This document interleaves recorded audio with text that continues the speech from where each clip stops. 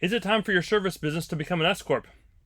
Let's find out here. My name is Tim Kraus. I'm the operations partner with Cornerstone CPA, and in the description I put this small little calculator here to kind of give you a rough ballpark idea. Again, your individual tax situation might vary, so I would recommend seeking advice from a tax professional, but here is at least to give you a rough ballpark of if it's a good idea or not. Now, essentially how an S Corp works at a very high level is you become an employee of your business. That means that instead of you taking just whatever profit hits the bottom line, you get actually paid a wage, and then you could still take profit that hits the bottom line in the form of distributions, which distributions are just a check to yourself, a Zelle to yourself, whatever it is to go from your business bank account to your personal bank account. Please make sure you have separate business and personal bank accounts, please. But some of the requirements with an S Corp is that you have to be domestic, so you have to live in the U.S. You have to be a citizen of the U.S., less than 100 shareholders, and only one class of stock. You are also going to have to pay yourselves through payroll. So if you don't use a payroll company, you're going to have to start using a payroll company to actually pay yourselves through payroll. And one of the other downsides of an S Corp is that because it's so powerful with the tax advantages, it's actually under more scrutiny by the IRS, and I'll kind of point out some of the ways that people oftentimes mess up or try to make it the most tax benefit as possible and kind of go out of the original intentions of the IRS, in my opinion, and get themselves in trouble. So if we look at this calculator here, so we have a few pieces of it. We have the current profit of the company, and I have some little notes right here. So this is the net profit plus your owner's distribution. So if you're currently just an LLC, not being treated as an S Corp, this does not apply, by the way, for C Corps. You have to be an LLC or a sole prop that then wants to become an LLC to then become an S Corp. But if the profit of your business is, which is basically seller's discretionary earnings, but if the profit is whatever this number is, that's what you'd put that in here. So let's do a little example here. Let's say you have a business that is profiting $300,000. Okay? And then your reasonable salary. So the point of an S Corp is to make yourself an employee of your business. So what would you have to pay someone to do the same job that you're doing? That can seem like a fairly simple question. It could also seem very complex as well. What we do as kind of a generalized ballpark is we oftentimes look up what the Bureau of Labor Statistics has for reasonable wages. So that's kind of what we look at a lot of the time, and we try to look up, hey, what are you doing and what would it cost to hire someone to do what you're doing? Let's say in this scenario for this particular service business to hire like a general construction manager, the average from me looking up was, I believe, 105. I think I have it over here. Basically, $105,000 was the median pay right there. So then we'll put in $105,000. Now, because an S Corp is a little more work, I put in this calculator. It's not needed, but I put in there how much savings per year would it be for it to be worth it for you.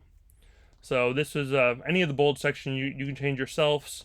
And this is the savings on the distributions. Again, at a high level, instead of all of your profit being counted as your ordinary income and getting taxed with that self-employment tax on it, only your pay, your reasonable salary, gets the self-employment tax, and then the rest of it goes in distributions and doesn't have that tax, which is the big savings here. It saves you 11.5% roughly on your distributions.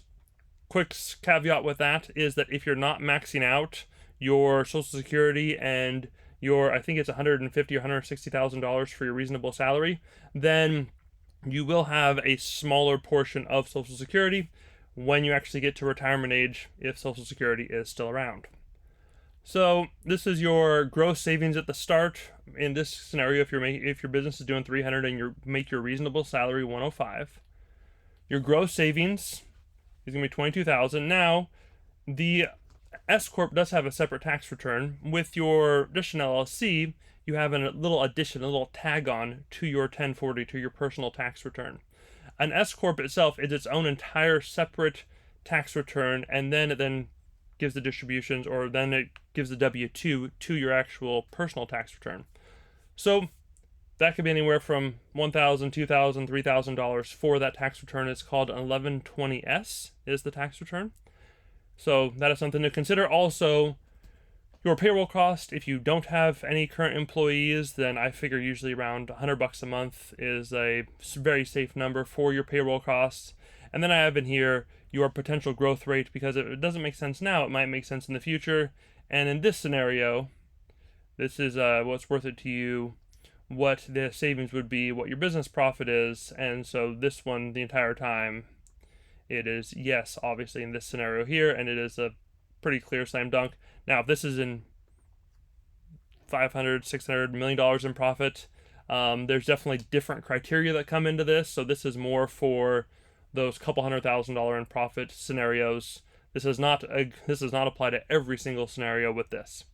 So the reason why I made this calculator is because I've had way too many times people, when they're doing an S Corp, they get sold an idea of an S Corp and for several $1,000s for someone to put it together, and they're doing like $85,000 profit in their business, and their reasonable salary is like $70,000, and they're not paying themselves payroll right now, and they're going to have an additional return, and they just end up biting themselves in the butt, even if their worth it number or makes sense.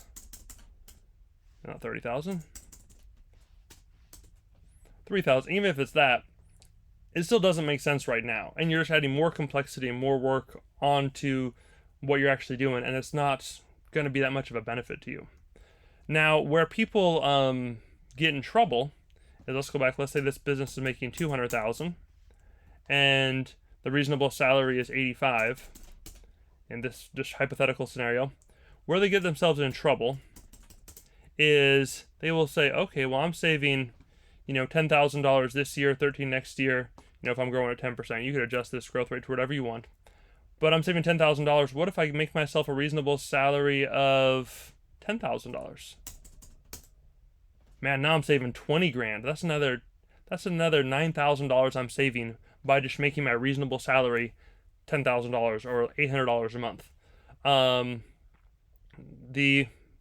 The issue with that is that this is what the IRS is going after, is that that's the reasonable piece. That's why reasonable, normal, a lot of those terms the IRS uses to kind of make it a gray area, but that's where the reasonableness comes in. So please, if you're going to become an S Corp, do not pay yourselves nothing or close to nothing, because you're just asking for the IRS to come back.